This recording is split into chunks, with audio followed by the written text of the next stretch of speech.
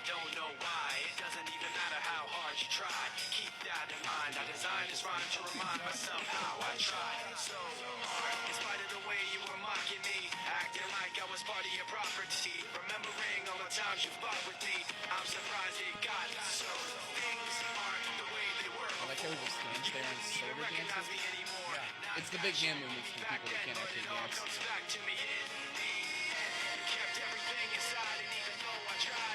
Welcome to the last KBKL podcast of the season. This is the end. Thank you for joining us. Hot crowd tonight. All 7 of us. Yeah.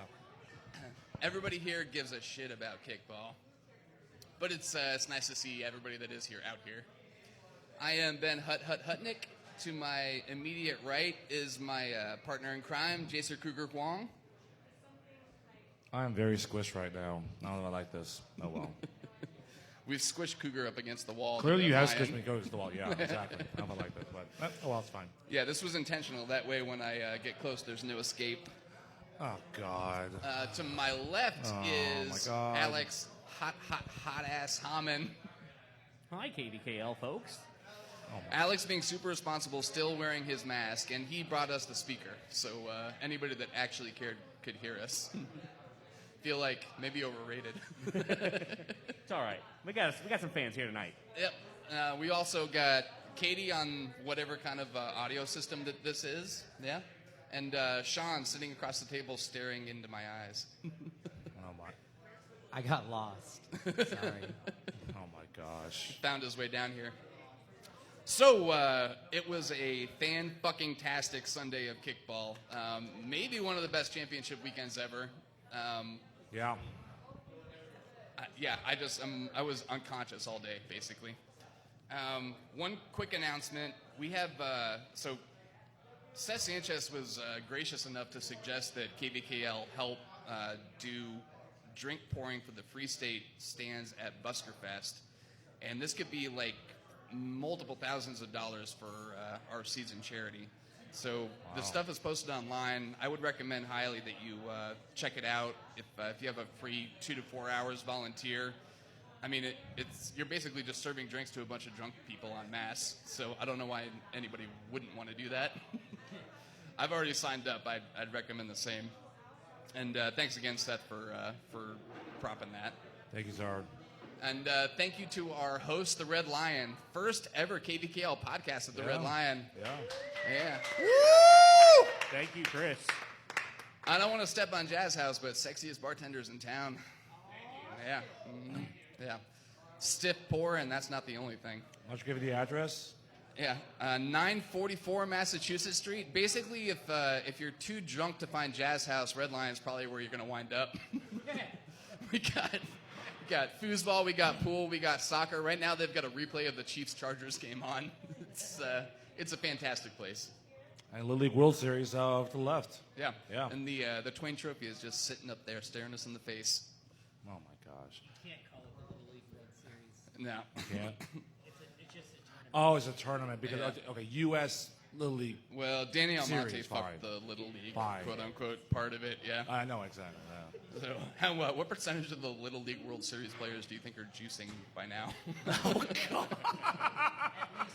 Yeah, 20%. Yeah. One dude who pitched like 120 innings straight or something. Yeah, that feels like a conservative estimate. All right, so without ado, let's get into the games. First game of the day on Sunday.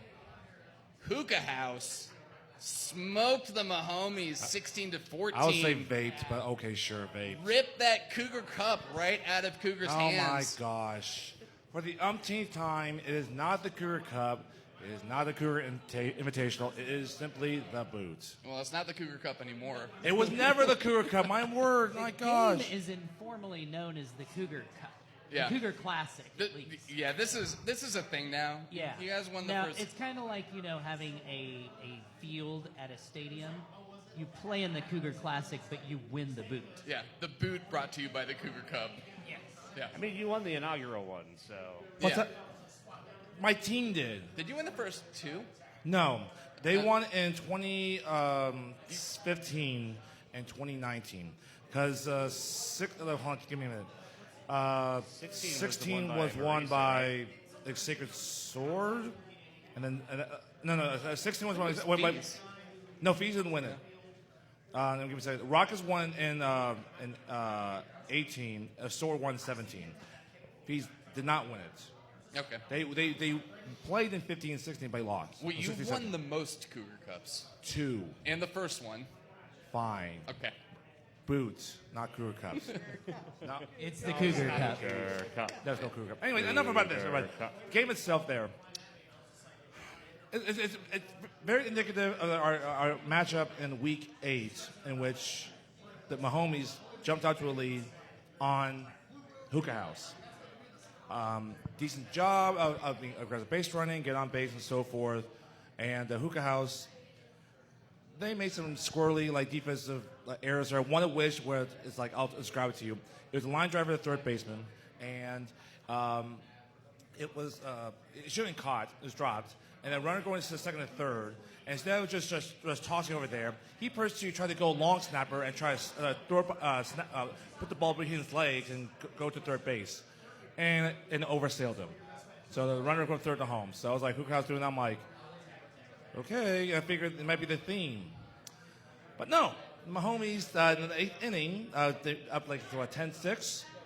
Scooch the pooch. 8 runs. Was 8 runs there, making for a 10-6 up to a 14-10. I think it was 10. I think it was 10-7, and 10-7? they Okay. doubled themselves up. They doubled themselves up, making 14-10. Yeah. Yeah, they did. Yeah. I know I think they're going to redo some of the videos, and when it gets to that 8th inning, they're just going to run it with yakety sacks. No, we're just gonna cut that part of the game and rerun it with Betty Hill music. Pretty much, or the circus with and so forth. It's just, hey, credit the Hookah House. Just like the Week 8 game, they came back. Week 8, they were down 12-1, and they went to a 15-12 lead or 14-12 lead. Here, down, they went from 10-7 down to a 14-10 lead. So, give them credit. Got on base, got more aggressive. And, it took it out to him. For the Mahomies, it's real simple. If you can't do the basics, defend them well, and week 13, you don't deserve the win. Yeah. They didn't. Marisa, who rep third base for the game, what do you got? Yeah. Yeah, so I don't want to call out your rover, but she obviously didn't know the rules on a force out no, and she a tag didn't. out. And there were multiple times where she was on base and there was a forced out, and then she would just deck the guy with the ball, and the ball would bounce off crazy, and then people would just run around. And I told her multiple times, and so did you guys, and I was saying, she goes, I didn't know the rules. And I'm like, was she eligible? That is my question to you. I told you it's a force. The force of third, and that's it. You don't need to tag her. And, of course... Yeah, Cougar was telling me, he was like, I don't understand why she keeps on doing that. I was like, well, I mean, it's just trying to be sure. I mean, the only thing about that is, on one of those, if the third base coach hadn't been standing where he was standing, it would have bounced off the runner and gone into the dugout. But it didn't hurt him. And it was hilarious to watch because she would get the force and throw it right in their nuts every time. Yeah. Well, and on the Hookah House side, their rover was also, whenever she would get on base, she would stand directly on top of the bag when people were running, and I kept having to tell her, hey, go over here and move, otherwise it's going to be interference, and someone might get hurt, so just be careful with that.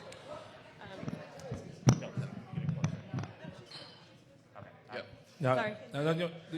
real quick. And as far as them not knowing the rules, this is why we're sixes. Well, yeah, and Cougar kept on saying it, and there were coachable moments in there, but from reffing first base, watching that across the diamond, I was just having a blast. I was like, she's just making sure she gets them out. It's fine. Yeah. Toss it at their nuts. Glad you found it funny. I didn't. And so then another thing was just, I mean, Mahomes kind of just shit the bed there for a minute. They threw the ball back and forth. Someone going to first, and they're on third. So the ball's going from third base to first base, and then from first base to home, then from home to second. And then I was like, okay, that's how they get tied up. And it was just kind of weird. So typical of Mahomes. And another thing is basically, you got to cover second base. They kick over to second base, and I told them all, make sure you cover second with the force going to second. Our shortstop there, not sure why you shouldn't know this, she's in League of the Teams. In fact, she used to be Marisa's teammate, or 2 seasons ago. Just cover, as shortstop, cover second base for the force out and cover that. She didn't do that. She was late. So it should take her 5 seconds to realize that And as soon as she got to second base, so was the runner. It was too late. So I had a few notes from this game. The first was that what Marisa covered. The second was, God, I don't know how to put it other than you can't really shine a flashlight between the talent of the ladies on the two teams that played in the boot game and the talent of the ladies that played in all the other trophy games. The gals carried both Hookah House and the Mahomies.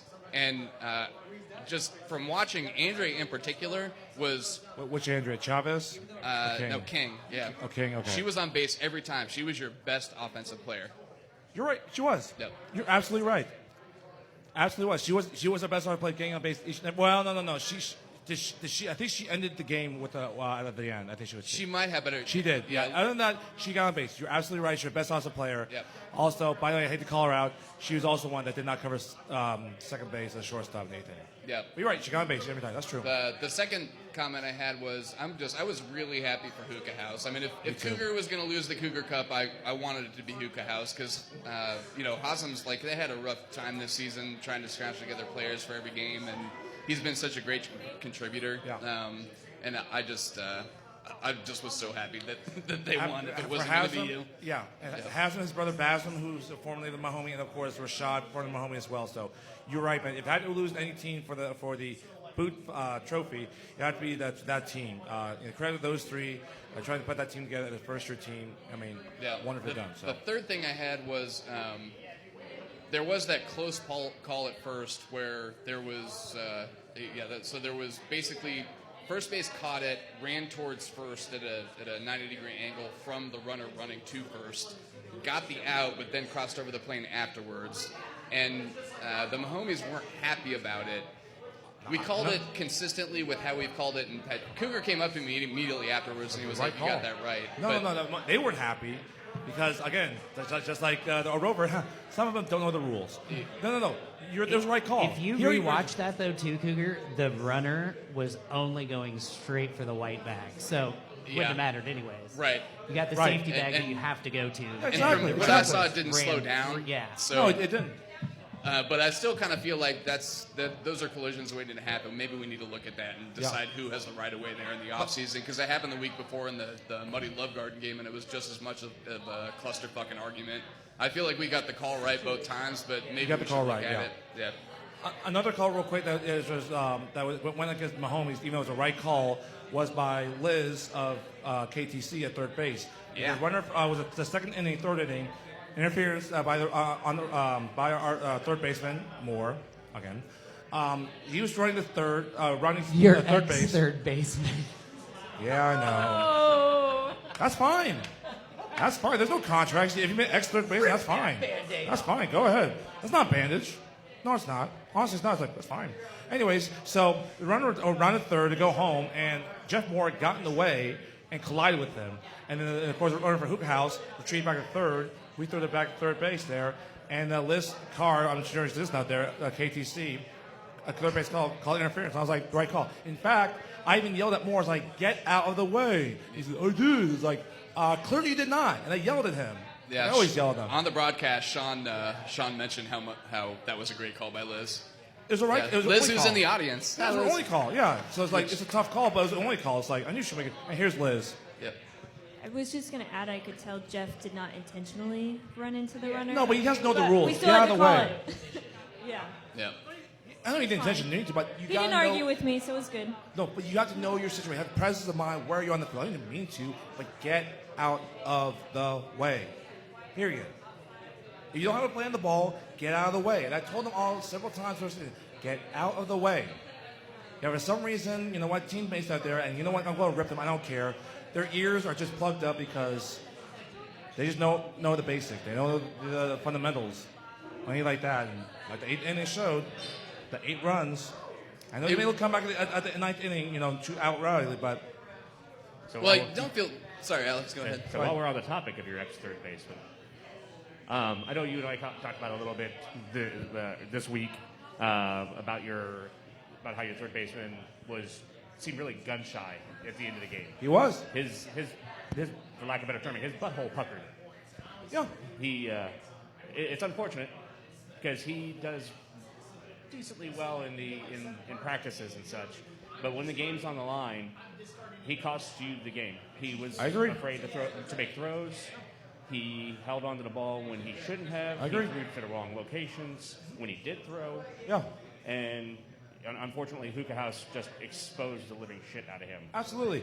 It exposed the shit. Like, there's an errant throw that goes to me at first base that was wide, and not to be my person, the kicker was a lady, and he had time, but he rushed it, and it was wide over to my right. I couldn't corral the throw, and I just couldn't do that. Like I said before, he's gun shy. Should have throw the first get the out because the runner, and he didn't do that. And other times that he made the wrong decision about where to go with the ball or where to position, especially the one in the interference third base. And when you're third base, great power, great responsibility. Like that Spider-Man movie, I don't know, it's there. And yeah, you're right. It is a big part of losing the game. Absolutely. You've got to and take the another thing outs you can get.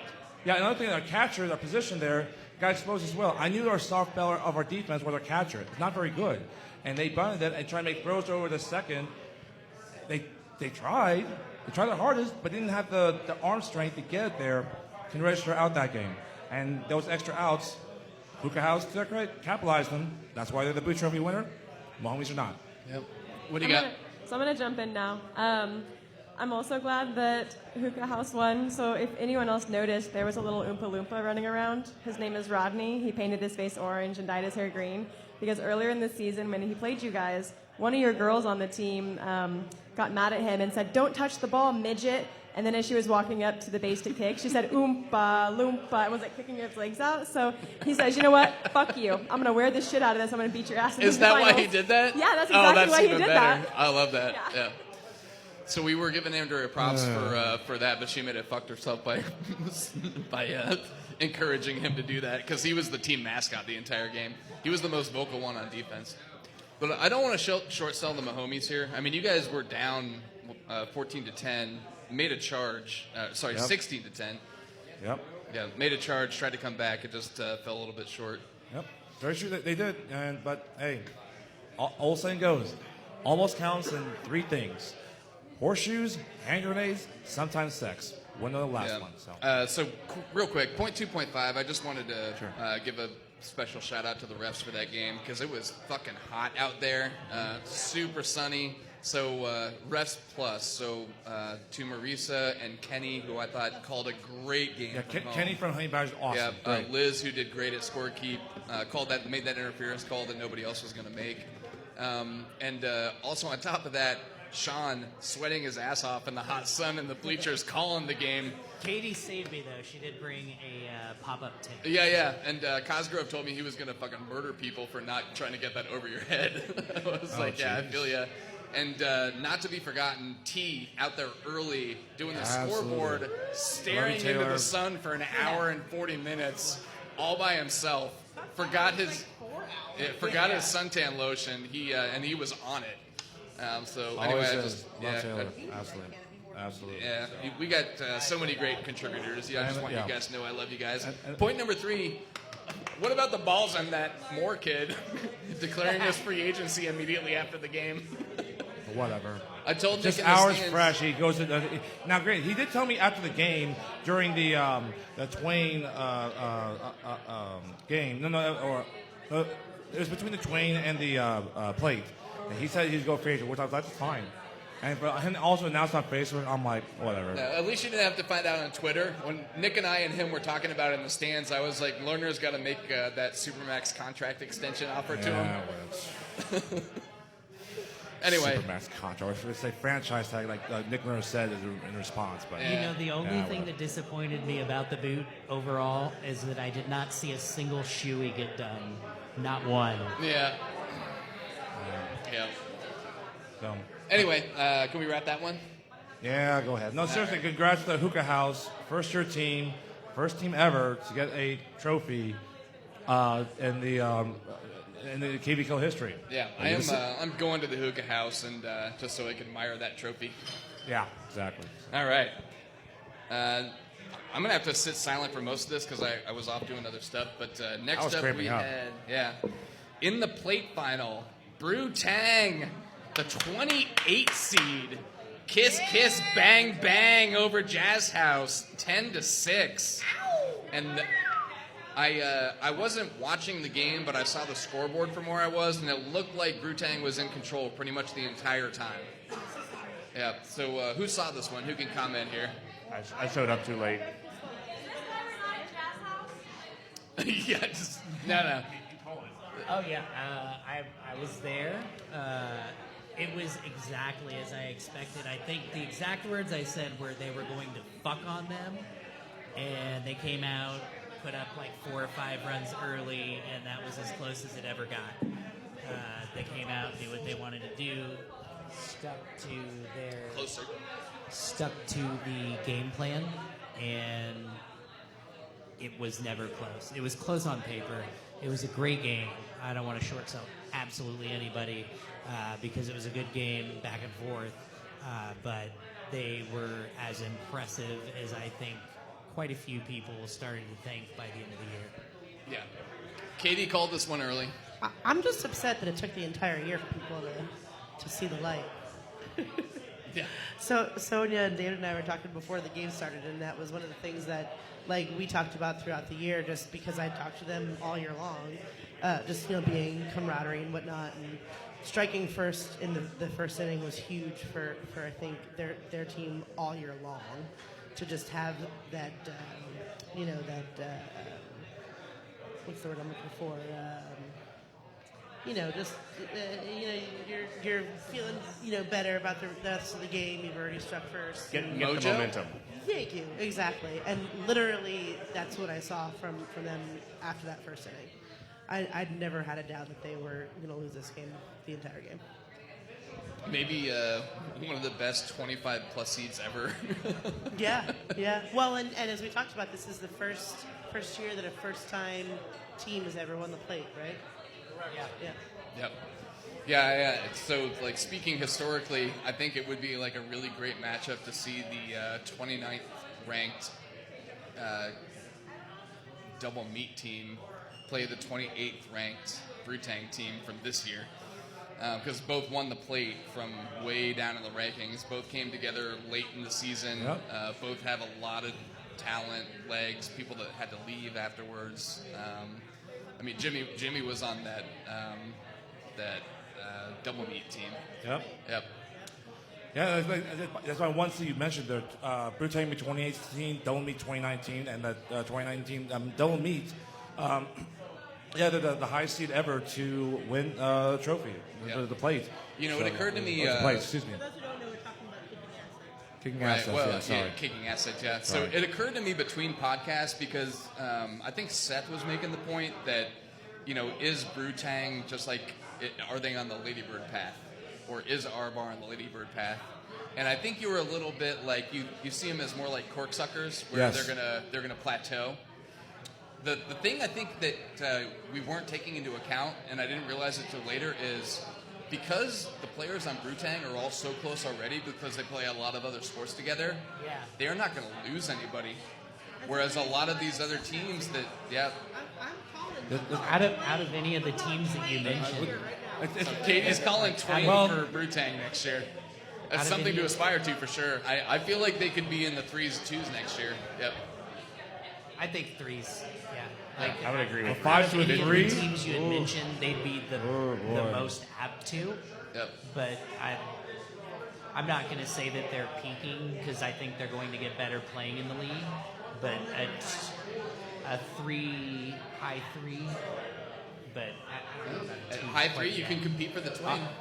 I would be more concerned they go high 4s because they didn't even win the 5s. They didn't win it. It was 23rd Street. They won it. So Yeah, but the only game they lost was against Kicking Assets the first week of ranked play. yeah. They didn't. They lost what? Yeah, and then they beat the ostensible number 1 in the division the last week of ranked play, and then just fucking tore through the tournament. Yeah. I mean, the R-Bar, they fucking destroyed R-Bar. 26-8. Yeah. 26-8, There's someone to watch out for next year, for sure. But I was going to say about you, probably they play sports, everyone's sports play together. That continuity has been shown in the past. That's Shirt Factory. That core 5 or 6, they played together since they were like middle school. So that's why the chemistry is right there. You mentioned Bruce Tang. It's the fun. They play every sport there, but yeah. So did Shirt Factory. But Shirt Factory, they did it when we were kids. They did it when we were kids, in middle school, high school, and look at that. When 2004 Shirt with KVKL, 5 titles. Haman, I want to get your thoughts on this. Mystery. If Brutang finishes, if Brutang winds up in the 3s next year, how many wins do they get in ranked play? Oh God. So one thing I don't know about this game was Rick actually missing anybody, or did he have his full squad? Yeah. So that's something I don't know because I came at the end of the He game. had pretty much everybody that had been there. Okay. So I could see them being a mid 3, eking out, doing like a 10-9, 10-8, a couple of games like that. Maybe 3 wins, 2-3, 3-2, something like that. Oh shit! There it goes. The low 2s and high 3s are. I mean, they're so very close and very experienced that the experience may end up weighing out. Where Jazz House is always new people, and they have a handful of people that return each year. Yeah, although Rick said he'll have his full complement of players back next year. That's good. Yeah. But yeah, I mean, they did great knocking down Jazz House. Could they do it to Triple X? Could they do it to Free State? Could they do it to us? Could they do it to Happy Shirt or Shirt Factory? It'll be tough, but I do kind of feel like unless some of those mid to low 2s, mid to top 3s pull in some new players, then it's just going to get more muddled in that area. Yeah. So I think there's an opening here. Yeah, I think that's just, to me, that right now is just their cap. And they may grow past it with another year or 2 of experience, but it is going to be a completely different game for them if they end up in the 3s or 4 or the high 4s, low 3s. Yeah, I'm excited. Yeah, we've got some great new teams in. Yeah, they're great. They're great people too. Yeah, on that. So I know it's a little adjunct to them actually winning their first plate in their first year in the league. But Sonia and David have just been great, and they helped put together the charity brawl tournament. They helped put together the Ring of Fire that was so popular at the game of the week, and helped raise a lot of money for the charity this year. I never heard a final total on the disc golf tournament, but it was a lot. It was a fairly decent turnout. I think that might have been the biggest moneymaker so far this year. Yeah, they had 70 plus players. 77. Yeah, they filled that thing up. Yeah. Mm-hmm. Yep. So anyway, I just special thanks to you guys from Brutang. You guys jumped into the league, took a little shit early because you took your lumps because it's a different ball, it's a different league, and then you really came through in the end, proved it, took all of it in stride, and I'm just really happy you guys won it. So credit to Jazz House. I mean, they took a bad L on the first round, but they played great. I don't they made some bad errors in that game from what I saw, but God, Lee for Jazz House could play for almost any team, I think. Oh yeah. Yeah, it's just he was kicker. the bomb kicker. Yeah. Great And he's kicker. got great defensive skills. So, and obviously Jazz House are all-time podcast hosts. Not tonight, but generally speaking, they've been great. Thank you, Rick. All right, let's push on. Next up, Red Lion, on the strength of Brent's foot and Todd's legs, 11-10 in the bottom of the ninth with the walk-off. Maybe the greatest call in KVKL history by Sean. I probably listened to it like 50 times today. It just gives me goosebumps every time. Yeah, well, let Marisa try to pull it up. It was at the, what did I say, 1:20:30? Yeah, 1 hour, 20 minutes, 30 seconds. It's just fantastic. Quick notes on this one. It was a fucking sloppy game. There were a lot more errors in this game than I would have expected. Oh, yeah. At the end of the day, I was just so happy that Brent, who tried to make a sliding catch in that big inning that Triple X had late, was the one that kicked the game winner. Yeah. And that Todd, who jumped in front of Ashley for a force out at third, ill-advisedly, was the one that made a fantastic kick right down the third baseline, got on, and ended up being the one to score the winning run. And he was running out of his fucking mind. Even just watching the replay, he was just like a freight train running around the bases, scoring from first on that kick by Brent. Fantastic. All that stuff aside, Triple X gave us our toughest test in any of the Twain games that I can remember. Ever. Great. They played fantastic. They played pretty injury-free. F you, pal. Yeah, it'll get fucked up. They played pretty error-free. We felt like we could get people on and around with our 1 through 6, but they really shut us down in bases loaded situations. We only got to scrape together 1 or 2. They scored when they needed to, and kind of like I saw against Honey Badgers, they are just a fantastic team. They know exactly what they're doing, and our strategy going into this game was we know that Ian and Sam and the top of their lineup are going to be able to score 1 or 2 runs every time they go through. So let's try to shut down the ladies, because if you let the ladies on that team who are excellent beat you, then you have no chance. And I feel like in the end we probably did a decent job of shutting down their ladies, and to me that was the difference in the game. That and luck at the end. Yeah.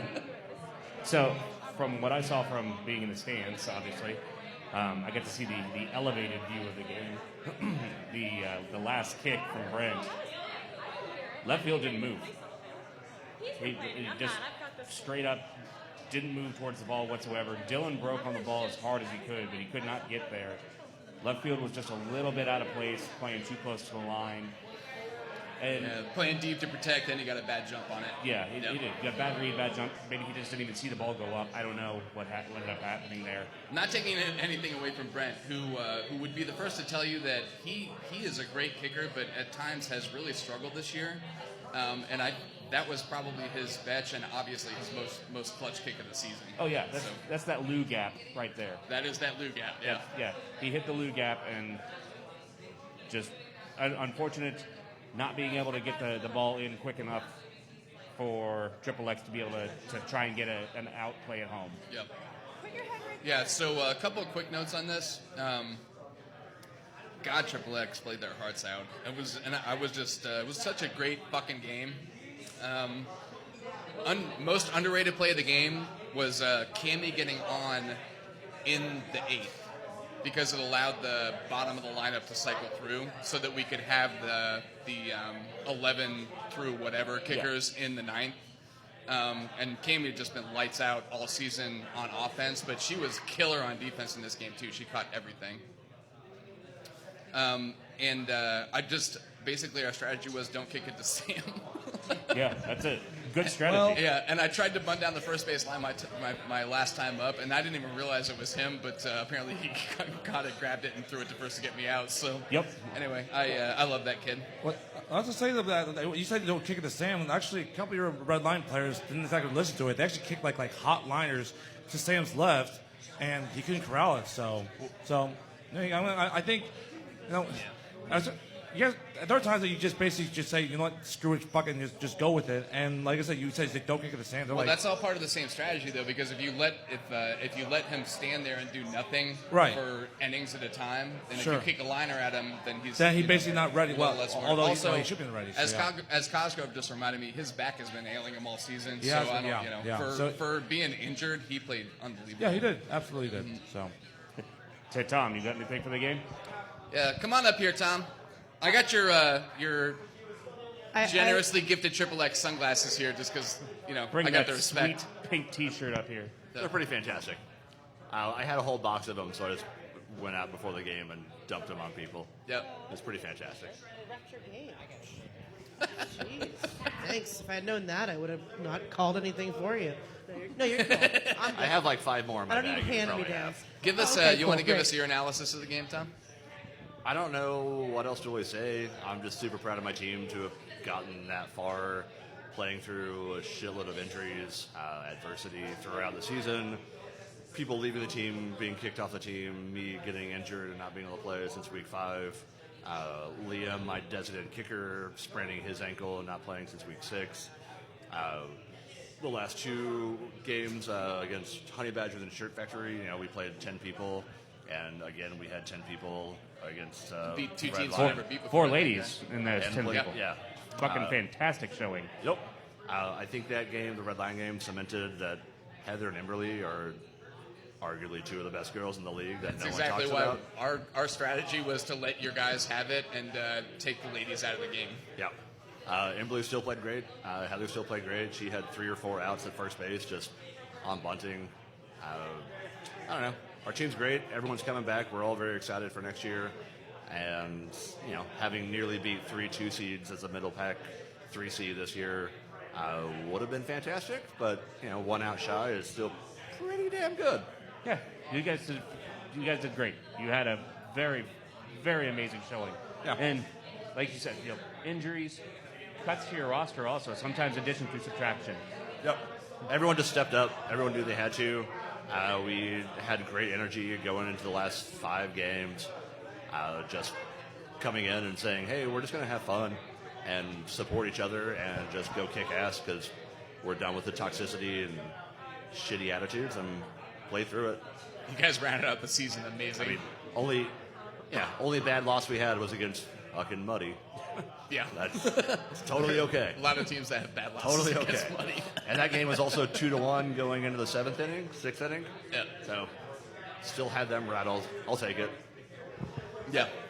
I have one question comment other than the amazingness of the game in general, and ironically Sean pointed this out during the broadcast that I went back and listened to. When was the last time that you led off 5 times in a game, Ben? It's actually not as uncommon as you think. We actually kind of the reason we started. Not every time you've been up to bat. No, there That's hasn't what been really a game. blew my mind. Well, there was one other game this season where I led off every inning that I came up. But we've looked at. I mean, we're an old ass team. We looked at the lineup and the score sheets, and it just seemed like the 11 and 11 person lineup was coming up a lot. And although I did not kick well in this game at all, Nick's better than I am, but of all the kickers, he and I are probably the most interchangeable, where we both basically just try to line drive and bunt. So we try to extend the back of the lineup because it seems like at the end of games, more often than not, that that's going to come up, and you don't want that extra out at the bottom. So I heard during the broadcast you guys were talking about it. That's not it's not unintentional, and it's also not rare for me to be at the top at the start of an inning. And a lot of that depends on our ladies' ability to get on and play set in innings before, which they have done all season consistently. And up until the last couple of games, they were the ones that started the rallies. We had a lot of 2-out rallies in a lot of games leading up to this one that they started when the rest of the team just wasn't kicking. But I was really proud of the way the rest of the top of the lineup kicked in this game, because although we had some base running errors and Triple X just has great skill players that got outs that we wouldn't normally get, they were consistently getting on base. And so even after I got out, it felt like when Nick got up with 1 out, nobody on, in the bottom of the 9th, we still had a chance. So, I never felt like that game. yeah. Yeah, no, I don't think either team ever thought they had control of it one way or the other. Red Lion goes up 2. I mean, look at the score. It was, we score 1, they score 1. Yeah, we fucking- score nothing, they score nothing. Dude, you guys scored, 3 runs in the top of the 9th? Yep. Fantastic. Nobody has ever done that to us. Yeah, we had the best inning we could possibly have offensively, and then you also had the best inning you could possibly have offensively. Yeah. At the best and worst possible times. Yeah. It was great. It was a fantastic fucking Yeah. game. And I was happy to be a part of it. Yep. And Same here. even before I went to celebrate with my team, I was walking over shaking your players' hands. Yeah. I just could not. I was like, wow, that was just amazing. It was just a phenomenal game. And, we have Emily, one of our new girls. She's only played like 7 games, maybe total KBKL ever in the past two seasons. Then Derek, he's only played since week 3. Yep. Our left fielder, Ian's, this is his first year back in 3 seasons. Let's see what, Reboot, then Triple X, then Triple X, OXO. You guys, the team's been around for a while, but you have a lot of young talent there. Oh, yeah. So this is another one of those, watch out.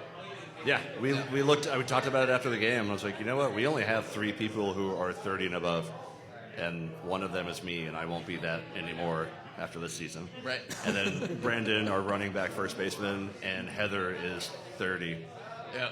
No, everyone else is in their early mid-20s. Yeah, and we've been, you really have been heading here, because we played, I didn't even remember, but we played last season, it was 13-7, Yep. now it's 11-10. I think that was our worst loss last season. Yep, and then next year it's probably 7-13 in your favor. Right. Here's hoping. Right. All right, but Ben, thank you so much. That was a great game. Yeah, thank you, buddy. I Get well love you. soon, Thomas. Get well soon. Thomas, a gentleman. Kozdarov just wants me to mention real quick that he had to tell my players 11 or 12 times not to leave early. And luckily for us, it happened on foul balls, I guess, pretty much every time, so he couldn't have called them out. But, I think maybe Red Lion a little anxious. Waiting for you to do that on one legal kick. Right, yeah. We disappointed Cosgrove by not doing it when he could have called him out. If I can, Marisa has queued up Sean's call on this game, and I know it's a little bit self-aggrandizing, but more just because I thought it was a fucking fantastic call by Sean. Yeah. If we could just play it for anybody that didn't get a chance to listen. And that's going to be dropping in the outfield. That's going to score a run. Todd's rounding third. He's not stopping.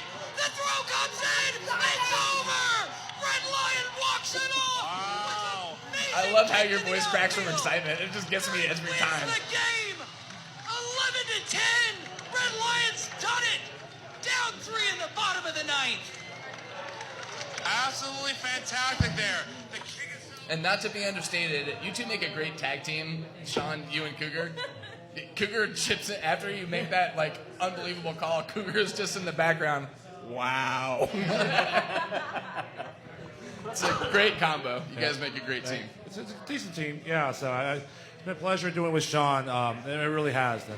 And Sean's had to deal with me exploding even with my color commentary, and prior to him going back to normal. So it's an absolute pleasure and privilege with Sean. Absolutely. So it's great.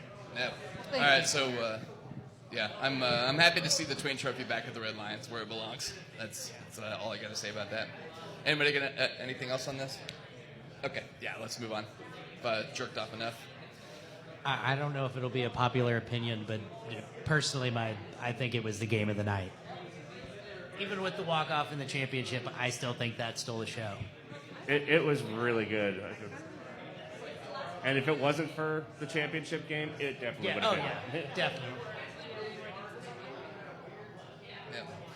All right. So, moving on, the Cup Final. Ooh. The game of the evening, all that shit aside. KTC in the rubber match, as Hamon would say, drops a log on the Muddy Butts. 8-7 in 11. One of the best Cup Finals ever. We can litigate this later, but what a fantastic game. It was a tiny bit sloppier than some of the finals we've seen, but it was still a fantastic game both ways. I think it was surprising how sloppy it was, and I talked with Mike Anderson, of course, former Geese Grenadiers, welcome to have him back 10 years in a row doing the broadcast of the Cup title. 2 years ago, sloppy here, sloppier as well. That both teams can make uncharacteristic mistakes on defense, and just like any KBKL team, it's like you capitalized on the other team's mistakes and make them pay for it with these runs. And you never think that, okay, 2019, okay, that's it's kind of sloppy there. 2021, everyone's back.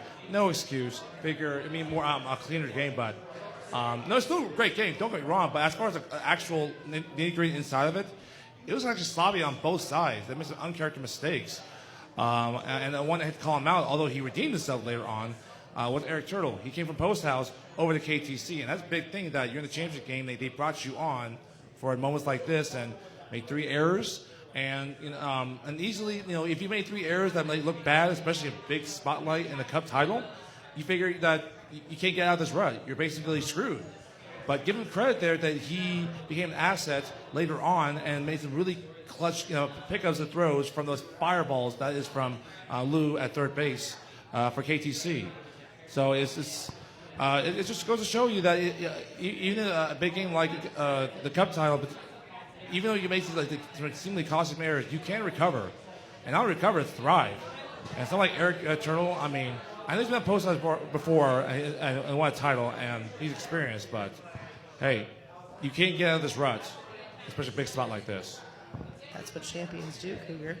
What's that? That's what champions do. Well, exactly, and that's Eric Turtle. That's, like I said, Foley Post House won 2017. In my opinion, I think a lot of people's opinion, the best Cup title game ever. He was part of it with now Post House. Back then as a Wild Man, Jackpot, whatever it may be. So you're right, Kate. That's what champions do. They recover from it, and don't get down on themselves and basically get out of the rut. And he did. So obviously, I had a nice, very close vantage point to this game, being reffing first base. The early parts of this game, the ball was very slick and got very dirty. Yeah. So Antonio and You could Turtle, see it on video too. Like both just of them big were getting spots. antiqued every time they tried to get the ball. They were getting dirt in their eyes, dirt all over their face and all over their hands. So them being able to hold on to the ball in some cases was a very, very difficult proposition until Kenny brought the towel out in like the fourth. It took him a while to bring the towel out to wipe out the ball. Yeah. Okay. I don't think it. It might have contributed. I don't think it was a lot. I mean, it seems a little overblown how many errors there were in the game just because the teams that were playing. It seemed like there were more. But watching back, it's not like it had a huge effect on the. It wasn't a 15-14. It wasn't error-filled. But going back to very early in the season, I remember one of the discussion questions is who would you build a franchise around? And I know a couple of us picked Lou. But I will tell you, even like I watched the game back, and even from afar on the camera, some of those throws that he made were. It looked like an MLB player scooping a ball on the move and making an insane throw, and it wasn't like in getting a little more technical. It was from like 3 different arm slots. Yep. Like he made throws from his knees, his side, and overhand. Like, so I don't want to short sell anybody, but the third base play won the game for KTC, and Lou really fucking killed it, just like normal. I mean, it's no surprise because it's Lou. It's just he's been doing this for quite some time. That really unconventional, like it was like a slingshot, like throwing style. That 3/4, kind of like hate to say all the red line like Madison Bumgarner. It's like it's very effective getting there, and he's fantastic. The third base. But I don't think you're amazed by it. Like I'm not. It's Lou. It's just routine for him. It's like big moments like this. It's Lou. So could I, Derek, if I can interject here? Liz, can we get some comments on the game? I just figured we'd let the people that played in it maybe say something. Come on down, Liz. I can give some comments. Liz, she of the excellent kicking. I don't know if my kicking was that excellent. I kicked straight to a few muddy players, but it's fine. They were on the ground. You got on and you kept the line moving. What? I said you got on and you kept the line moving. I got on once. Yeah. Once. But it's fine. It was the most stressed I've ever been in my entire life. Thought I was going to hurl the entire game. Yeah. Wait, Liz, this isn't like the boot final 2 years ago. It was a little different? It's a little different. Slightly more pressure? Slightly more pressure, yeah. But it was still fun. Yeah. Muddy's an incredible team, and that also stressed me out because I was like, I don't know where I'm going to kick it because they have great defense. But it was fun to play against them. Oh, what else? I mean, I really enjoyed playing with KTC. There were definitely times where it would have been easy for us to get down on ourselves when Muddy was up 2, and that can seem like a big mountain with their defense, but we shook it off and answered. which was really fun. The dugout was never kind of negative. It was all positive. We made some mistakes, but I think both teams just had great attitudes the entire game. yeah. So I love having that attitude in the dugout during a tough game. We're not yelling at people for dropping a ball that's thrown at them like 80 miles per hour. Yeah, that's a KTC staple. Even when Lou argues a call, he does it in the nicest way. Yeah. So I think that helped mentally. It was definitely a mental game for both teams.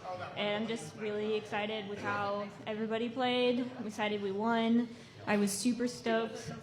Jimmy probably is not thrilled about this, but I was really excited when Nick Devin threw him out at first base, because that's the first time that has time all season. So that was I cheered really loud and thought I was going to sleep on the couch. That bunt to Nick Devin over a catcher wasn't a great bunt. You can ask Jimmy himself. It wasn't a great bunt, but Nick was like, oh my gosh, I was right in my breadbasket there. All you do is step, throw, and as a lefty, just go to first base. And of course, it's a close play, but he was out. So even if the veterans there, you're talking about Lou, Nick as well. Like, he's been on this team franchise since 2010 or 2011, excuse me, and it's also his fourth title there. So it seemed like KTC is not just Lou, it's like other players as well, like lesser, not as well known, like Nick Devin. Makes really good plays as well. So. Yeah, so it was fun, and we battled through it, and I'm excited. I thought the first inning went well when Muddy had the bases loaded and there were 0 outs, and they only scored 2, so we were pretty excited about that. Mm-hmm. And I thought one of my teammates would be here based on the chat and the thing, but it's just the newbie. You're a good representative. I will tell you, because you're being very modest, but you had people set to split, like Mags, and I asked Lou, because if anybody's going to play offense or defense, then they have to play both. I just was asking him what's up with this when we got later in the game, and he told me, they're great, and you guys are like a strong 13-person roster basically. Yeah. And he said, but Liz is playing so great, I don't want to take her out. Yeah, and Mags has a great attitude. I asked her because I did kind of feel bad when they were like, Liz, you're going to play the whole game, and she's here just in case somebody gets injured. She's got a ring. Mags is fine. Yeah. She was like, you know what, I'm less stressed this way, and just happy to be here, so that's really fun. But I was also very stressed that I was not splitting, because I've been splitting all season, but it was fine. And Alberto was there. He had missed the first couple weeks of the tournament, but he was there just in case. Didn't play, but still had a great attitude. So. Same for Quinn, the sponsor, and he's got a great leg. But he basically just sat it out. He was like, you know what, me not playing maybe gives us our best chance to win. Yeah, I think Brian and Nick split, but I think Brian only kicked once. Yeah. Only kicked once, Obligatory kick to be a legal player, and then Nick did the rest. I got to say there, Liz, that I think they said that you're playing the whole entire game. Doesn't credit to you. They trusted in you. Even your first year at KTC, first time in the Cup title there, first time in the ones there. They trusted in you. It's like you run high. It's like, no, you're going to be there.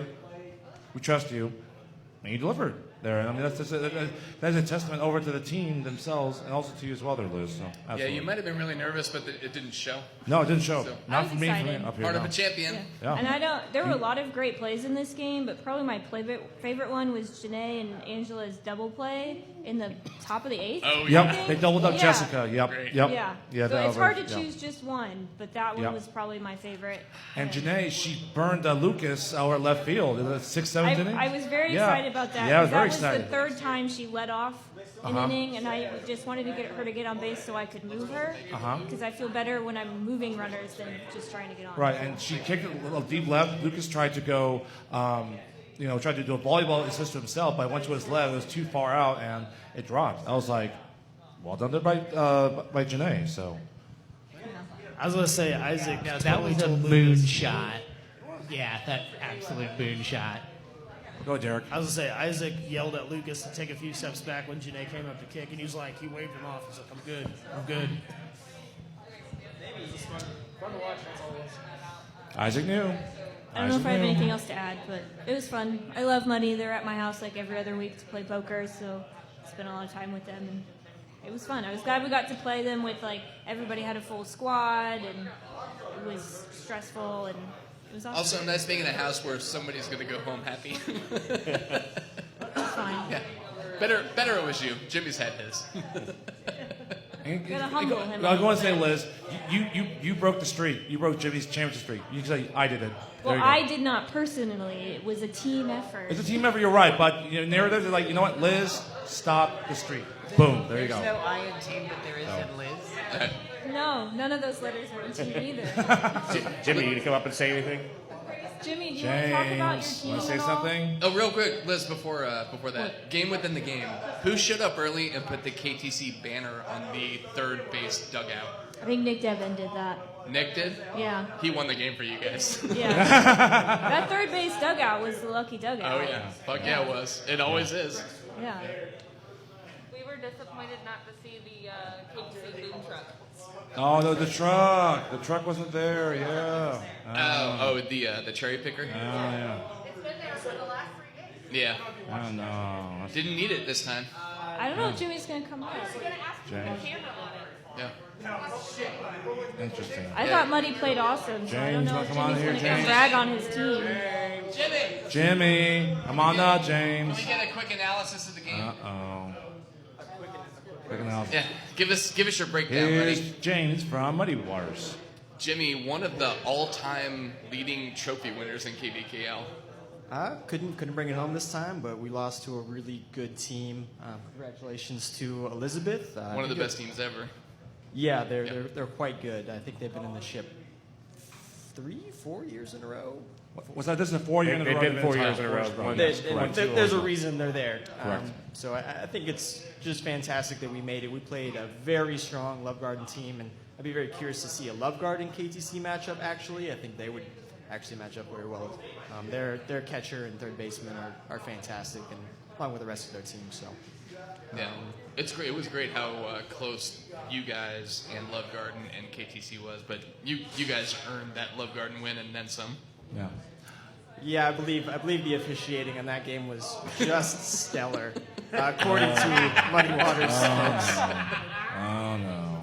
Oh, no. Well, you overcame bad officiating in that game. I like how you say bad officiating as if you weren't the official. What are you talking about? I was unconscious that entire day. I don't know what you're talking about. Well, we've moved on. We rallied. It doesn't matter. You guys meant well, so. But yeah, congratulations to KTC. They did fantastic. We just, there was no room for error, and we had a few errors. I know myself. We came up. My team put me in a position to get on base, basically like nobody out. Top of our lineup coming up, and we couldn't deliver there, so that one sucks. But Yeah. Oh. try that It's again. too hot for the mic. Yep. Yeah. Can I ask you a quick question on strategy?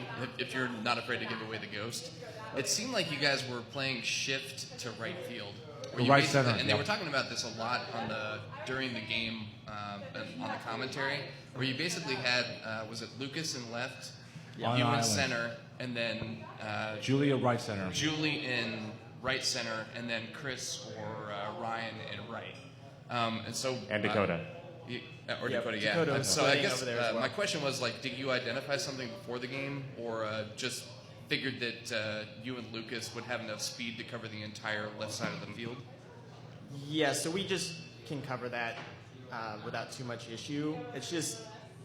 It's instead of having the rover there, we just thought our manpower is better utilized by having an extra outfielder. We played several teams that are kicking teams. We played the same strategy against Post House, Love Garden, and KTC. So it's a season-long thing that we've done where we put Julie there next to our right fielder, and she's got the speed to get it done, and go from there. But Julie did a good job at right field, center field. Oh, yeah, All the job. balls came towards her. She caught it. So she did a really good job there. But yeah, that's old school KBKL, by the way. Playing 4 outfielders. Like, has it been before? It's like, if you remember back in 04 and 05, that was It's like a muddy water staple. It- I just thought but it was it could interesting happen you in the guys past, shifted yeah. right and basically dared KTC to kick left. Yeah. And they didn't because you guys Well, are just Janae quick out did. there. She burned it. Yeah, I think I caught one ball Yeah. that evening, and don't kick it to me. I guess that's a good strategy. Right. Or Alex, both of you. No, y'all got Yeah, don't kick to activity. Alex. No, Yeah, y'all. that's a losing strategy if you kick pop-ups to us. But yeah, this is a little known secret, but Lucas is actually quite good at kickball. He would be a leadoff on basically every other team in the league, but Yeah. don't tell anybody. Oh yeah, no, he's a solid player. Well, you just told everybody, but That's fine. I So- don't it's think okay. You can put the franchise tag on him. No big yeah, deal. I don't think anyone's gonna poach him. He's a Muddy for life. Yeah. Double Double meat meat for for life. life. Yeah. I don't know about that one. So to elaborate on your question there, knowing the personnel of the teams, playing with all of them, city ball, big ball practices. Is this still on? Okay, good. It is. No, you're fine. The weak spot in Muddy's defense, if you want to call it a weak spot, the weak spot in Muddy's defense is their right field. Short right. And it's short right, on the line, what have you. And I say this with all the love in the world to Ryan and Chris. Yeah, Ryan's great. But the only the play that made that Love Garden game close was when Ryan dove and trapped it, and just Allegedly. he's Allegedly. Yeah. I was there, man. He's just not as quick as say Muddy's center fielder. Yeah, that's the weak spot of their lineup, and you got to do something to account for him not being able to, any of them not being able to cover nearly as much area as having Jimmy or Lucas there. So putting Julie there to help them back them up, that's a good, smart defensive play. You still do give up a little bit of the under, or if like Kenny was to get a hold of one to right field. Right. And we should qualify this too, because Chris or Ryan playing right or Dakota better than what the right fielder on 33 teams. Yeah, I mean, they're solid. They're solid utility players, but when you come down to it, and this is what I said in the Cougar After Dark, and what I've said kind of about Muddy, is the utility players on Muddy Waters are a step down from the lean and mean lineup of KTC. And I agree. in Love That makes Garden, sense. in the Love Garden game, they got kind of exposed as well in that area. And part of that, unfortunately, was also due to Jess's knees. She's not able to move very fast right now. She's going to be great next season when she's all healed up. But you had a few things stacked against you on the right side of the lineup, or sorry, the right side of the field. Yeah, what a great attitude on Jess, though. Yeah. Just like watching people walking up to the plate, scorekeeping. What a great fucking attitude. Just a lot of respect. Just didn't, the moment wasn't too big for her. Just came up, did her business, was, smiles all the time. And It's great. Jess was on base, She's one of the toughest players on our team, for sure. She will be back next season for sure.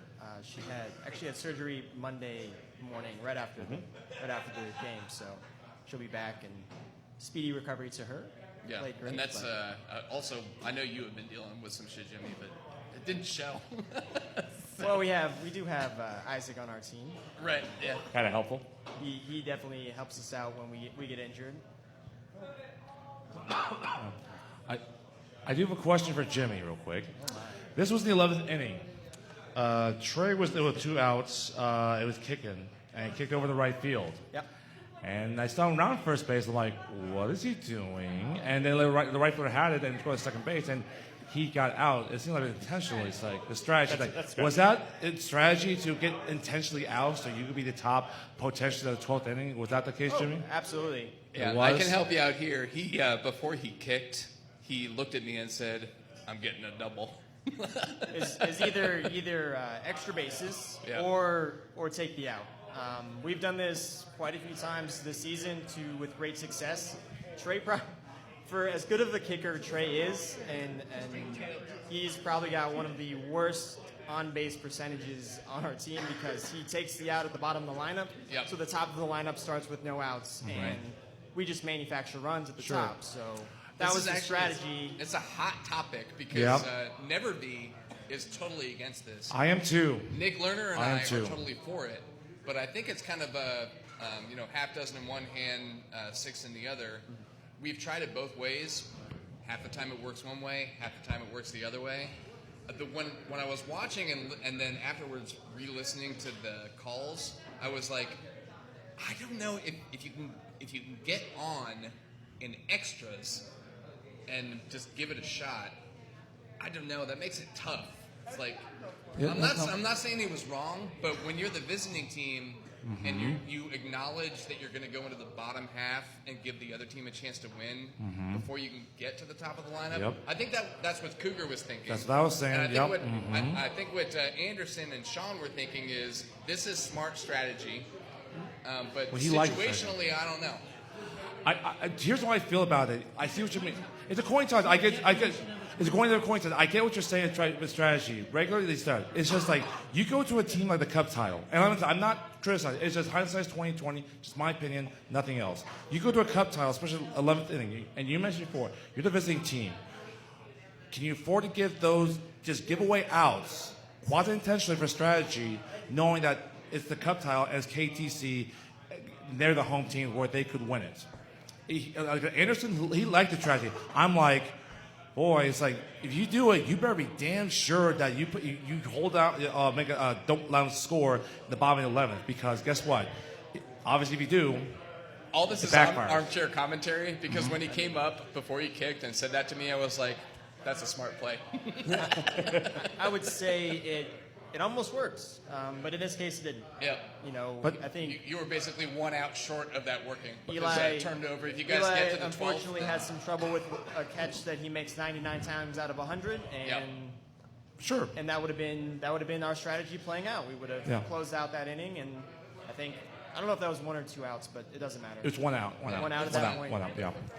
yeah. Risk reward in, Yeah. in a game that close, you never know what's going to be the deciding It factor. came It's down just- to Yeah. exactly 1 run in either direction.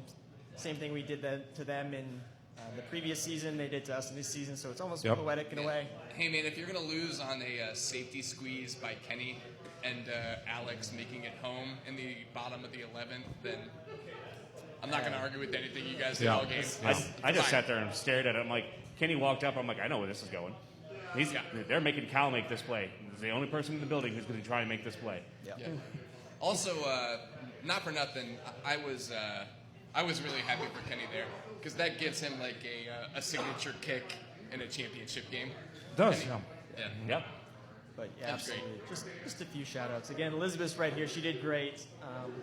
She has questions apparently. Yeah. Very proud of her and her first championship. So I'm very happy for her and my entire team. Thanks for Absolutely. a great season. Yeah.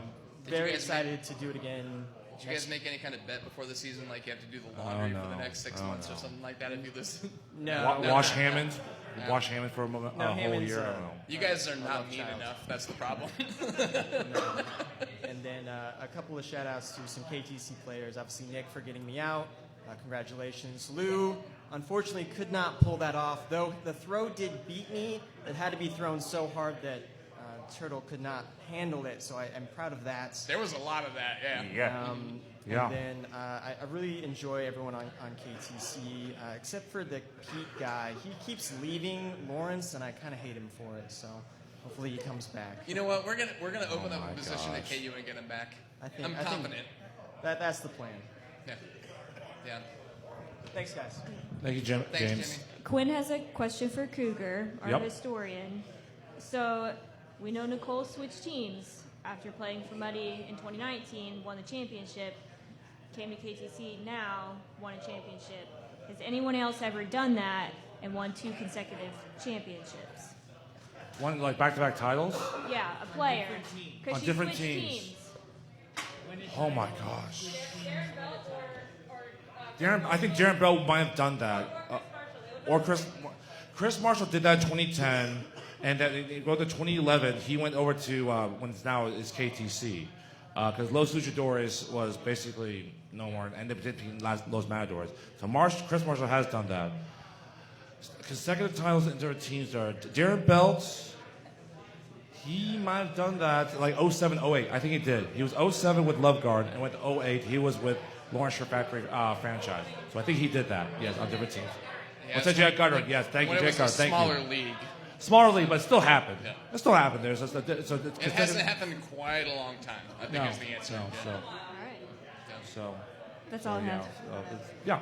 So good question. Thank you, Quinn. So What you got, Aaron? Are the score sheets posted online? It looks like Cougars got him. no, yeah. These score sheets are Sean's and Mike Anderson's.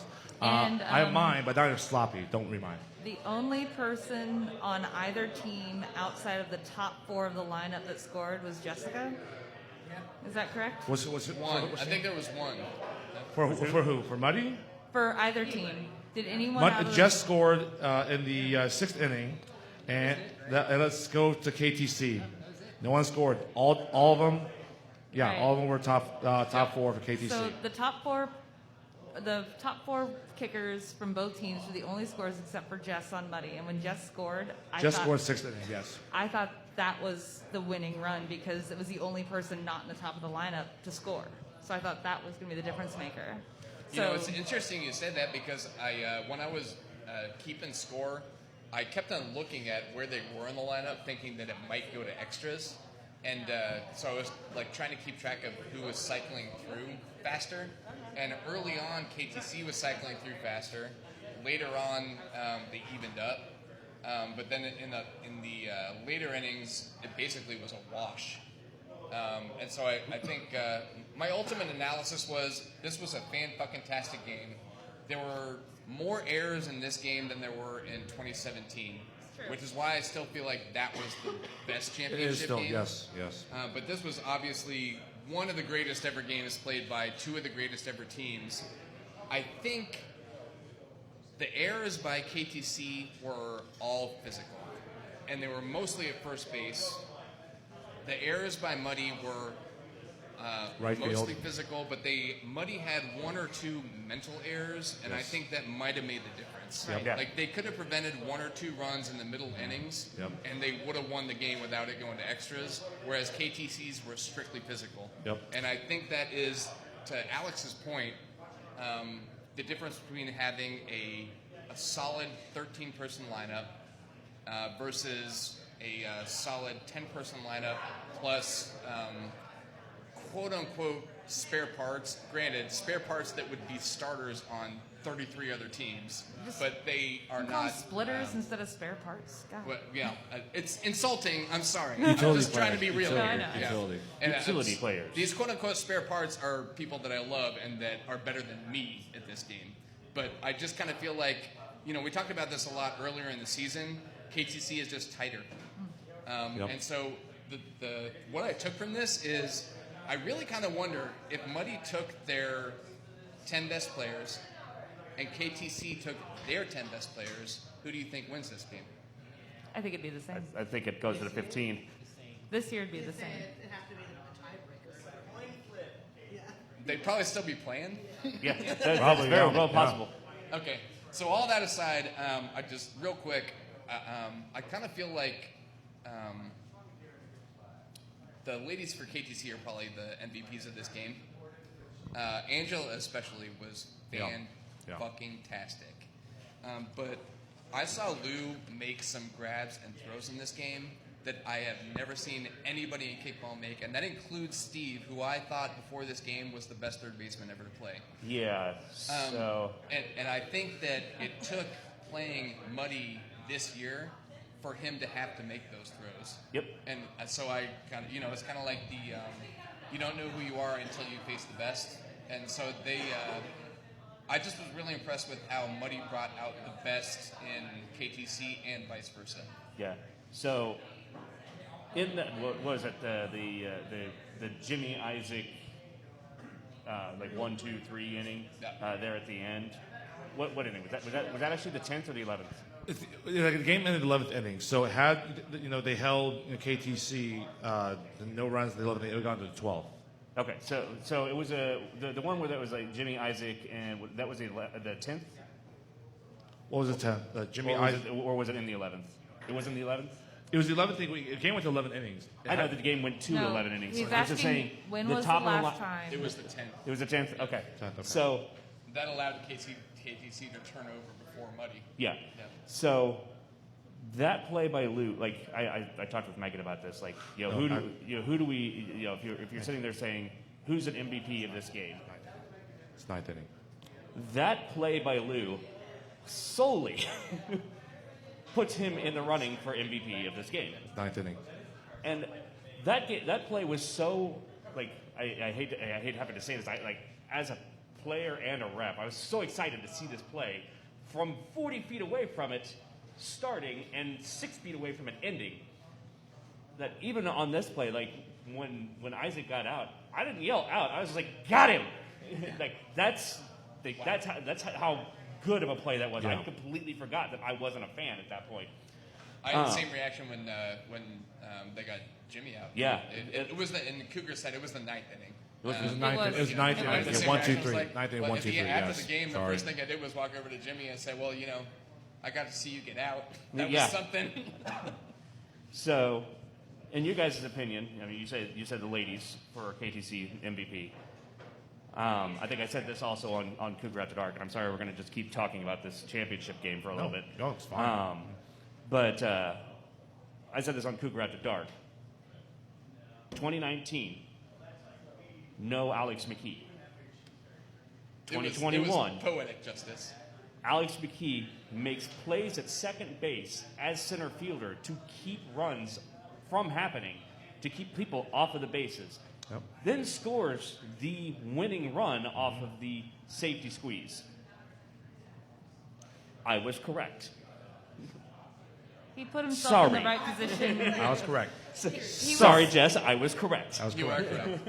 He's been playing long enough with these guys that he was able to put himself in a position that he knew he could benefit from. But if you look back, he had plenty of pop-ups. Mm-hmm. Alex was a great player in the game, but I would have to say Kenny was probably the MVP of the game. Look at his lineup, his on-base percentage, his fielding, basically flawless. I was For me, it's Kenny. I was For me, it's loosely keeping track while keeping score, and I'm pretty sure there were 9 or 10 pitcher to first base outs. There were a bunch. Yeah. So if And, you're talking of like the half actual, of them were yeah. were pitcher to first base outs that nobody else in the league can make. Yeah. Yep. You could make an argument for 20 out of the 25 players to be the MVP for this game. Oh, yeah. Yeah. Yeah. But yeah, as a group, the KTC ladies, Muddy Ladies didn't do bad. No, they didn't. Just scored. Yeah, just scored. KTC ladies were just slightly better on defense. I think if you and put the more Muddy consistent. ladies and the KTC ladies together, they'd probably beat 95% of the teams in this league on their own.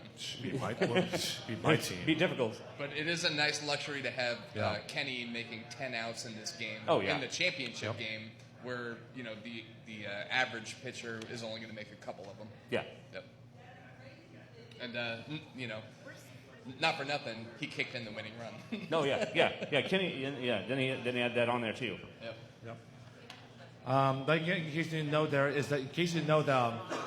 KTC, first time they ever went undefeated champions is 2015. I told you before the broadcast, one of these records would fall with Lawrence Shirt Factory. Whether it's Muddy Waters going back-to-back titles since Shirt Factory 14-15, or KTC being the first ever undefeated champion since Lawrence Shirt Factory back in 2015. One of these records had to fall, and that's amazing that these records were on the line. What were the picks last week on this game? Remember, I I know you have abstained. it I written down. abstained. I know you abstained. Did Yeah. everyone else pick? I was the only one that picked KTC to walk it off in extras, right? Yes. Okay, just Yes. wanted to make but sure. Ben's the only one. Being right's awesome, Yeah, there you go. Alex. Nice talk. Very good. There you go. So, I picked Muddy because you picked Muddy, yes, you did. The Vegas money is on Jimmy. Yeah. But It's a Sean, smart you pick. nailed this thing. Yeah. It's a smart pick. Boom. It's a smart pick. Which this is probably a good time to mention you nailed this thing, but I'm walking away with a scotch. Yeah. So some teams couldn't keep 8 runs yeah. off the board in the 8th. This was supposed to be under an hour, and we're already at the Yep. hour 20 mark. So cares? yeah, Cougar, But give us the final standings. The final and shit. standings there, yeah. There. Real quick. So the Degenerates Gambling Podcast, I picked the total as a tiebreaker between Sean Cosgrove and I picked 65 total runs for all the trophy games, and it wound up being 82. 82. Yeah. Cosgrove was basically hosed after the boot game went to 30 runs. And after that, it was just a contest between Sean and I. I told my team to make sure they let in a couple extra runs by Triple X to ensure I got the victory. But I think it's probably safe to say that all of these games went higher scoring than we thought they would, except for maybe the plate. And I think the plate. owing in large part to Brutang's defense. But yeah, it was kind of a walk away. So thank you to Cougar for getting me this bottle of scotch. Of course, you're welcome. Thank you to Sean and Cosgrove for chipping in. One last thing. Here's the standings real quick. About the Cougar After Dark bracket challenge, okay? Let's see. In last 20 place, bucks on the line, yeah? Right, 20 bucks. Last place was Seth with 84.5 points. And third place was Ben with 85. Boo.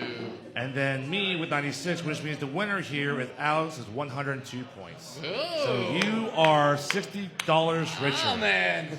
Don't spend all at once. Wow. Like the Scotch whiskey. I know you get one of those. You beat the fuck out of us. Yeah. So. Yeah, you won You by... guys were all really close together. I was 96. Not even close. Nope. Yeah. So. Was I the only one who picked KTC? Good job, buddy. Well, That since... was one of those you were pointing at the scoreboard when you crossed the finish line. Yeah. Yeah, you basically Usain bolted this thing. Yeah, that with Tyreek Hill. All right, since we can't buy you scotch, I think we were going to get you a 2 liter of soda. I'm just going to suck your dick. I hope that's okay. Fair. I give good head, all right? Cougars gotta film it. Yeah. All right, so I mean, nobody's yelling at us, so maybe some quick discussion questions before we get out of here? Why not? Okay. Quick ones. Biggest surprise from the tournament. Hamid? Biggest surprise from the tournament? I will say, and I say this solely on the fact that we played Triple X and it wasn't a game. Holy shit turnaround on Triple X there in the last several weeks. Yeah. That is a huge surprise to me. Not a surprise because I know players on the team. I'm friends with players on the team. They are ballers. I think that Tom did an excellent job with coaching his team and cutting people that needed to be cut or having people walk out that weren't helping the team. So unfortunately sometimes that helps a lot. No shade. Yeah. So yeah, biggest surprise. That's probably the biggest surprise to me, and not from a talent level, just a holy shit. That's a huge turnaround to have in basically a month. Yeah, I'm on that. Yeah, Sean. That was going to be mine, but I have a backup, and it's simple as just Brutang. Got to drive home how well they, not even just like on the season as a whole, but just in the tournament, just starting off shit-kicking teams, letting everyone know what was going to happen. Lost a pretty predictable game to lose, and then never looked back. So Dude, I'm going to go with Brutang. I was totally on R-Bar, and maybe my favorite moment of the tournament was Brutang hates fucking R-Bar. Yeah. I know. I walked up in the middle of the first, and it was already one of those. I think, I was with Katie, and we walked up like, it's 8-0. Okay, wait. You got one? No, it's 13. What the fuck's going on? I mean, I, for one, am not surprised, but I was surprised to walk up on that score, at least thinking that it would be a closer game for sure. But no, yeah, good on Brutang. I'm excited to see what they do next year for sure. Katie, you missed the mark on all the actual betting things, but I feel like we should all be getting you something for calling Brutang's domination. I'll take shots, thank you. Yeah. I got all at once. I'll suck your dick. Perfect. Yeah. Cougar, biggest surprise? Of this tournament? Yeah. Okay. I was just surprised that how high scoring it was in the Cup title, and also how it came down to the stakes at the very end. You figured they'd be tightened up as far as like how the game would end between KTC and Mighty Waters, and it still remains the same. They were still like a little sloppy at the end. I hate to call them out there, and like I said, no one lost the game. Our team loses, not individual playing, but. Boy, those 2 errors by Eli at third base, boy, that's like bless his heart. It's like that led KTC to get those extra outs and to make. Actually, you know what? Can I back up real quick? Yeah. All right, big surprise. I will say that it's a strategy of getting the intentional out of Trey Johnson over in the 10th inning. That for me is surprising. It's like, are you willing to give extra outs to KTC in a Cup title, and you're the visiting team? I get the strategy. Mike Anderson liked the strategy. Me, I'm like, you better be damn sure that they don't score the bottom. It's like In the 8th inning, it's a no-brainer. Right. In the 11th, it's... 11th is like, I'm trying to get my... The 11th is like, are you sure you want to do this? Give extra outs to KTC. It's like, really? It's like this is KTC. It's not the Mahomies. You do Mahomes all day, then you'll win. That doesn't matter. Like KTC is like, I'm not sure that's the right strategy. That's for me by far is the biggest surprise. Is to get the Trey Johnson get the intentional out, the bottom of the 10th, about top of the 11th inning. So by far the biggest surprise, yes. My biggest surprise is Marisa put up with me for 15 podcasts. Nah, that's not a surprise. She's benevolent. She's fine. So. All right. How about a least surprising thing that happened during the tournament? You start, Cougar. Least surprising? Yeah.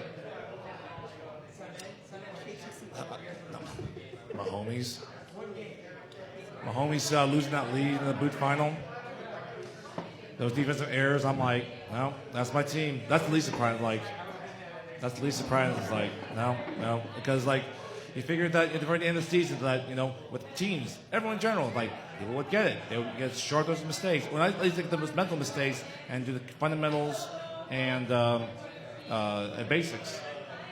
No, not my team. Not the Mahomes there, because it's just not surprising at all. Again, Cougar House, they deserve to win. They took it. I'm not taking away from them. But the way the Mahomes lost the lead at the end in the week 13 because of fundamentals and basics, for me, it's not surprising. No. All right. So. Alex, you got one? Yeah, aside from KTC winning, I mean, I said this from the beginning of the first week. Least surprising thing, Lou showing that he has an MLB arm. Yeah, that's KTC good. bunts. Muddy Waters bunts. Least surprising things. All right. Sean, you got one? I think the least surprising was the championship matchup. Just out of any two of the teams, we kind of discussed, I was talking to someone earlier about the way that the league worked this season. It seemed like all of the championship games were the best matchups that you were going to get on the year. So clearly the current format, whether it's current, the maybe future 3-tier format, whatever it was, this year worked. Yeah. But it was also interesting, or not interesting, but for me, what made it obvious that it was going to be Muddy and KTC again was not only did they retain damn near their whole teams, but they are who they are. Yeah. And we all know who they are. And for a whole league having forced to take an entire year off and then come back, whether it's the same team or not, I think it was pretty clear cut that at the beginning of the season we were going to be watching those two play out championships. Well, quickly, Sean, is that you talk about they're the same team. Both teams actually made really key additions, especially the ladies' side. Oh, yeah. Muddy Waters, Julie Windish, Liz Carr there for KTC. So, Yeah. and now we did their I said it, their assets. I'll say it again. Best bunner in the league, sitting right behind me. There you go. There you go. Yeah. Least surprising thing for me is Cosgrove and Thomas sitting at the end of the bar at the red line looking sexy as fuck. It's kind of funny because they both were like jawing each other during the Twain final. Yeah, They were like bearded arguing. and beautiful. Man, I was like, yeesh. Even though I did the broadcast with Sean there, the calls by you Cosgrove were correct. I don't even know what he was barking at you about. I was like, what's he barking this Cosgrove about? He had a bottle of my booze, and I was trying to get him to bring it to me. Yeah, that's what you're arguing in the seventh inning of the Twain final. But no, I do have a question for the panelists today. MVP of the league this year, male or female? Just pick one. Male or female? Wow. One of each? Or. Just one. Who was one. either the best female? Gotta sound like a assholes from Star Trek. Or the best male on a team, good or bad? On the field Who or impacted off the their field team or the both? most? On the field, off the field, or both? Both. Just who was the best female or male for Kaw Valley Kickball, in your opinion? On the field, off the field, charity, whatever. I don't give a shit. Quick panel vote. I want to hear it. Okay. Wow. That's quite a question. It's easy for me. Sean. Sean stepped up big time here. He called games. He showed up for his team. He played super fucking injured. Sat out in the sun to call games. He made one of the best Look how calls head in the his history of ready. KBKL. Yeah. He's handsome. Ladies, if you're listening.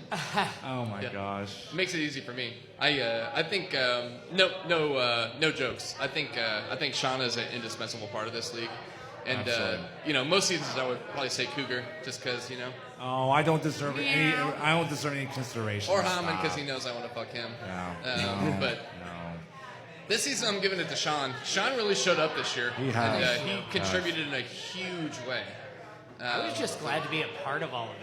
Like it's like I said, a whole year off makes you anxious, but I was in a completely different situation to where I could jump right in this year, and it was really awesome being able to dive headfirst into being able to do the different charitable stuff, to be able to announce the games, to be able to play and captain a team for the first time in my career in KBKL, and then also to be able to help assist in some of the clinics and the reffing stuff.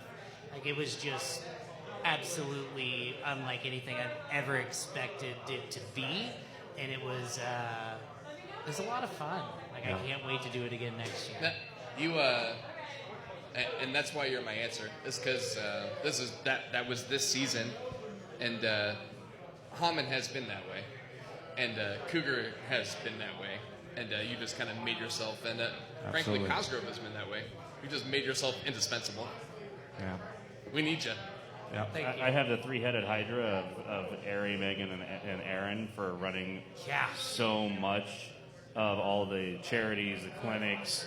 The little one-off things that they're still taking care of to take stuff off the board, and then Aaron helping run Posh Wash, in conjunction with Sean. Both of you guys done a great fucking job this year with what you had available to you. Ari running D-holes, Megan helping take stress off of Ari with as much as she could with planning her wedding in the middle of all this too, by the way. September 18th, September 19th, Hobbs Park.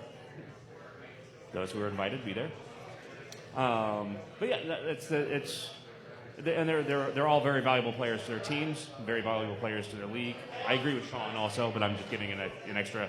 Like I said, it's a hydra. Yeah, why are you hating on Sean? What the fuck, Alex? Yeah, it's a hydra. You get one of them, you get all three of them.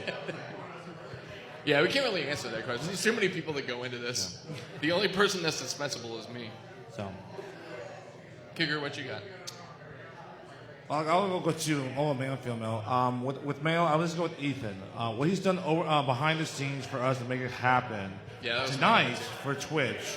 Also for the game of the week. Two games that were taped over there at OIC, and then we did all these game of the weeks every week there. And do we record those two games at YSC, and then we record commentary afterwards. It's amazing, and the fact that he also has a new addition, a baby coming in with Erica. I mean, for him to take all this time and dedication on all of this, I mean, absolutely fantastic. He's been spending all this time setting us up every week, and he is fucking rebuilding a house in the background. He's rebuilding. That's true. Rebuilding a house, baby Sunday on the way. Sunday was moving day. Yeah, he was out there moving at the house, doing some reno stuff. Come out early, helped set everything up for the broadcast. Yeah, I feel like we're all busy people back in throughout the rest of the day. He is. Oh my that gosh. was coming to Hobbs, going back home, going back to the park, going back home. What a guy. Yeah. He was coming at you, people like you. Cosgrove's got an answer to his own question. What's that? Okay, I'm going more for the sports MVP. Okay. Well, real quick, I'll say real quick about female. Stacy, our commissioner. Thank you so much. That's my pick. Yeah, Stacy. Real quickly, sorry. We're your MVP. Heather you made it Perry happen is single-handedly responsible for Triple X's run in the playoffs. What's that? That is the most valuable player on any team this year, in my opinion. I can get behind that. Heather Perry. Heather from Triple X. Heather Triple X. Oh, yeah. Yeah. So I can get behind them. Yeah. From a sports angle, I can get behind that. So, but, yeah. That's just, I watched a lot of their games this year, like just clutch. Yeah. Not giving a fuck about being behind and winning games. Yeah. What is it, Sean? Love it. I asked, and Heather delivered. The hair color is a faded ombre purple. For ombre purple, yes, we mentioned the podcast. discussing Also this during Megan. the It was game. the 8th inning. What the shade of purple that was the header was The wearing. way that the sun hit it was so majestic. Faded ombre. There you go. Ombre. O-U-M-B-R-E. Ombre. Yeah, but faded ombre. Faded, yeah. It's a So, bummer. thank you, Heather. Faded ombre. But, Ombre back is to- a nice way to say it instead of faded. What's that? Faded sounds lazy. It's ombre is a nice way to say dark to light instead Oh, of faded. so we were just doing like the boba tea or bubble Yeah. tea, just saying tea twice. So you're doing shout outs. I want to give a shout out to Rick McNeely because the Fall Ball League is going to start Labor Day weekend, and he is going to not have kickball games on October 10th so that Cobb Valley Kickball League can have a charity auction without any competition. So please be there and thank Rick McNeely. Go to Jazz House. Yeah. Thank you, Rick. Yeah. Thanks, Rick. Dig it. That's But, big. But Yeah, because it sucks when we have that end of season party and there's Yeah. small ball games Yeah. beforehand. But yeah, real quick back to Stacy, the MVP, commissioner, make it all happen with the schedule, all these other things. And for anyone who is worried, we will have live televisions going. There will be maybe some squares going. Some we know commentary. that there is the Chiefs-Bills Sunday night football game. Now we're going to be up But winning that game in the first that quarter. It's not going to make a it will difference. be all October over, 10th? so Oh, don't yeah. worry about that. It We will be are live. we are bombing the Yay. battery here. So Alex reminded me we are going to try to put together a captain's game. It hasn't happened in like 5 years. So next Sunday at Hobbs, we're going to try to get together the captains for all the teams or a representative for every team to have the like 18 on 18 double kicking every spot captains against That would be captains awesome. game. That would be awesome. So check your email. I'm boy. sure we will get refs, not like captains need refs. Yeah. But We just you know. hash it out amongst Yeah, ourselves. so I am all about this because I'm going to be out of town. So Yeah. By the, if you remember last time in the All-Star game, it ended in a tie. I have a great catch by T.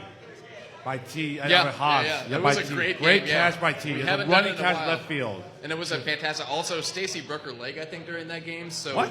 Yeah. Oh, yeah, she shit. slid into base and That broke was her the ankle. last slide she ever saw. Yeah. Dang. So a couple of quick things. So we had Stacy did. I am out. Never me. I already has just figured you retired. weren't going to play. So yeah. I'm not either. We're going to have to find 2 subs. Yeah, Alex is in. Sim Bruiser. Yeah, Alex and me and Maurice's dog. That's Yes. right. That's good. All right, so we had other shit, but the battery's running out. So and plus we're running long. So let's just fucking wrap this up. So can we get quick predictions? Who wins the cup next year? Amin? I guess stick with KTC, KTC assuming no again. moves and no injuries. All right, Katie? Brutine. No, I'm just kidding. Muddy. Muddy. Oh, All yeah. right. Yeah. Sean? I'm going to quote someone here, but I'm going to go out on a limb and say that 2022 is the year of the squids.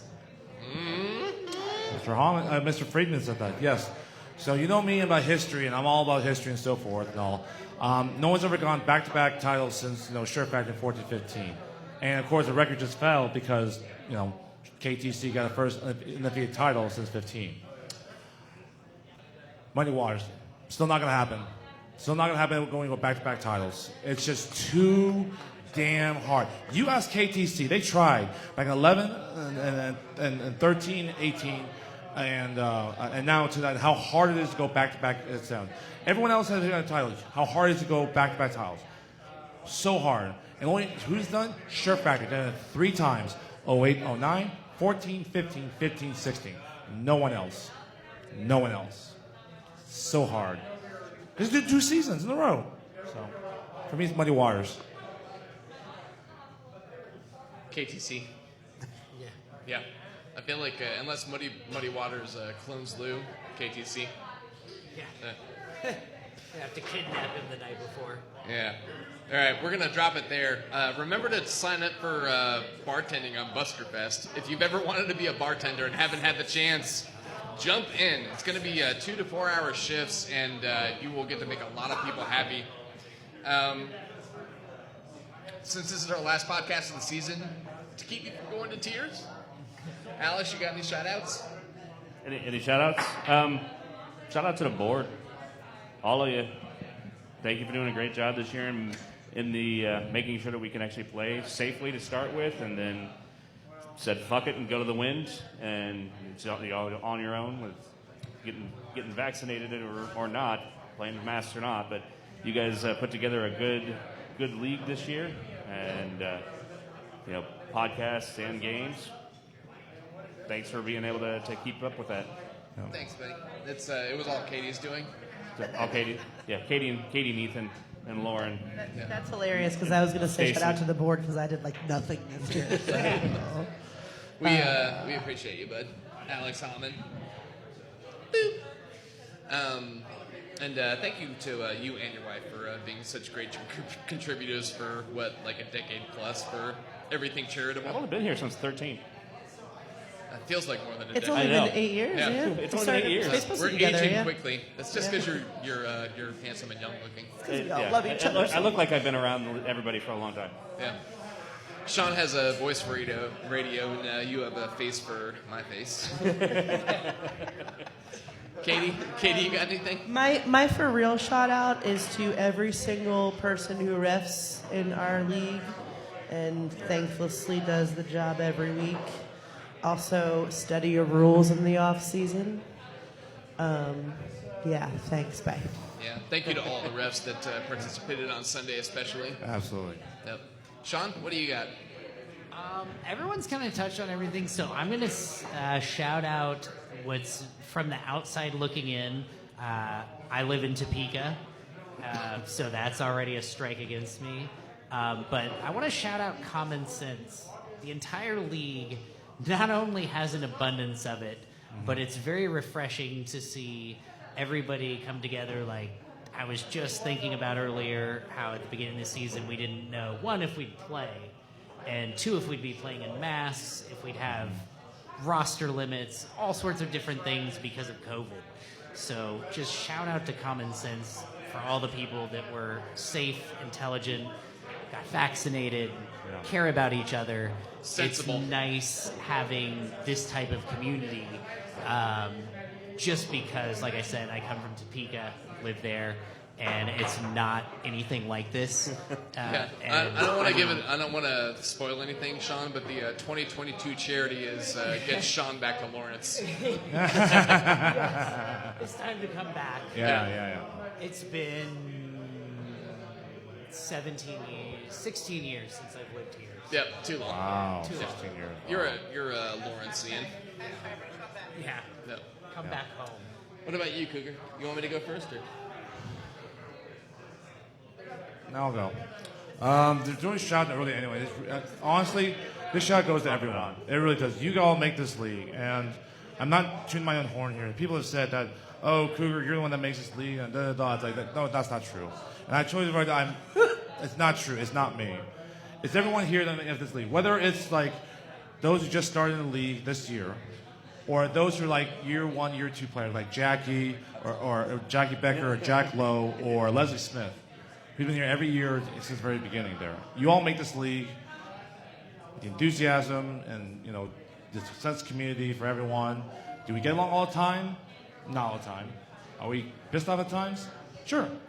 But for the most part, you always make this happen every single year for this league, for this community, especially these unprecedented times. So really, there's no specific anyone. It really is everyone. So you all make this happen, this league. Because it's what we do like every Sunday, and it's a great escape. And we're doing this now almost 19 years and counting. It's awesome. So yeah. Yeah. Every Sunday, every Tuesday. Thank you. Hey, we are precious on time. You want to get that outro ready? What? Okay. So Wow. Marisa, go ahead. I was going to say, while he's getting that queued up, I want to thank each and every one of your family members who have, all of the people on the board here and who have dedicated their time to being on the podcast. Thank you to those family members and significant others No, not well. I'm here regardless, but I mean, like for everybody else who, no, for everyone who like showed up, they're not home. Like, for one, your family members take a little bit of that. So I want to say thank you to all of those who aren't there, like for your kids, for your wives, for your dogs, for your cats, all of them. Shout out to those supporting you. Thank you, love. I will second that. I'm going to thank Chris from the Red Line for hosting us tonight and letting us ramble on for a while. Woo! Yeah. Thank you for hosting the Twain. I want to thank Sean for all his work all year. I love you, buddy. Thank you. Love you, Ben. I want to thank Alex for always being a great contributor in every fucking fashion and for always taking my money at poker. Katie and Ethan especially for being our IT legends. Everybody that repped this year, played this year, sponsored this year, hosted this year. Special shout out to Hookah House, who sponsored the podcast like multiple times. Super special shout out to Thomas and Triple X, who were as gracious in defeat as they ever possibly could have been in victory. Love you guys. And I have two big places in my heart. One is for my lovely wife, who supports me, the podcast, the KVK, and is there for everything we could ask her to be there for. And the other is Cougar, who is my other wife that couldn't say anything else about. Yeah. 50 Shades of Kickball. Oh my god. Cougar's your reverse beard. I'm not gonna miss blushing all this. Cougar is my reverse beard. Yeah, Cougar. So in the off season, you, me, and Marisa, we getting together, buddy. Yeah. I'm just kidding. You're Cougar's- looking at me like that, but Cougar in all seems seriousness, like he's the the saddest part about tonight is that you're going to disappear until the next summer.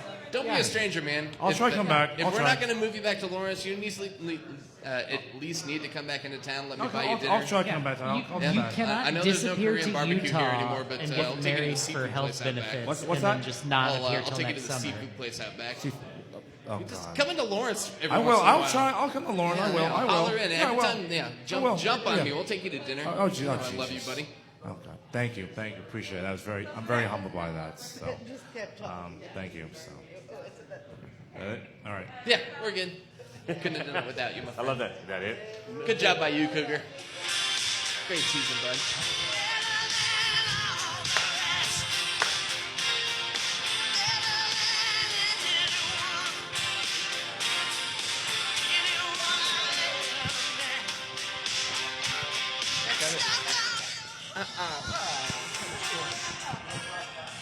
You don't want to hear Tina Turner? Also, I was a little worried about the copyright laws there. Good job by you, buddy.